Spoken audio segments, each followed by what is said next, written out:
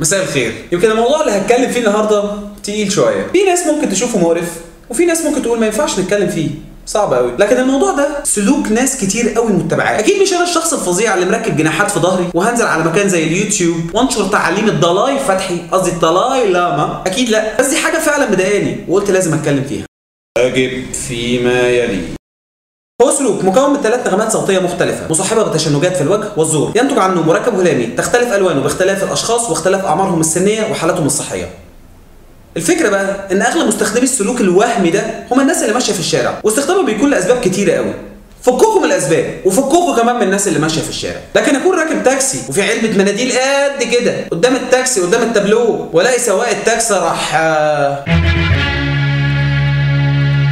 من شباك العربيه، لا كده يبقى حرام. امال علبه المناديل اللي قد كده دي بتنيل ايه؟ الست الوالده من الزمالك، تربيه مدارس فرنساوي بقى وحاجه اخر شياكه، طول عمرها شغاله مع اجانب، اتربت على انها لما تشوف حاجه غلط تقول عليها بدون اي تفكير، حتى لو الموضوع ده فيه احراج لاي حد، ده غير انها عايشه لسه في زمن النظافه الجميل. كنت كل شويه اقول لها ابوس ايديك يا ماما ركبي فلتر ما بين المخ واللسان، حاجه كده تفلتر ايه ينفع يتقال وايه ما ينفعش. يوم راكبين تاكسي، انا قاعد قدام وهي قاعده ورا، وبدون اي سابق انذار سواق التاكسي الكباره راح عازف لنا مقطوعه من اياها.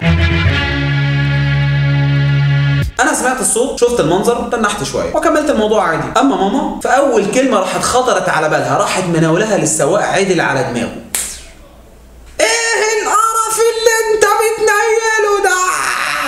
وبدات هي كمان سيمفونيه زعيق متواصله مصاحبه ببعض الكلام باللغه الفرنسيه يصعب على امثال انا وامثاله هو فهمها، ده غير قصائد في فنون التربيه. وكل ده يا ساده لمده تلت ساعه بدون توقف. اللذيذ بقى في الموضوع منظر السواق وهو عمال يسمع كل الكلام اللي امي قاعده نازله فيه طحن ده.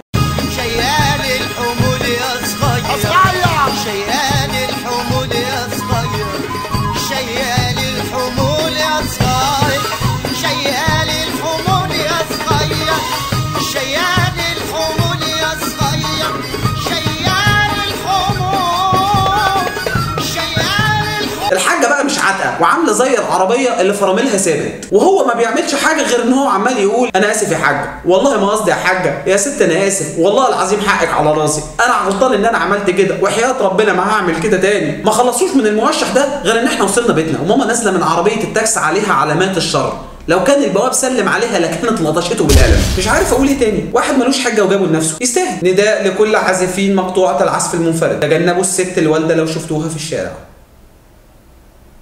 ما بترحمش.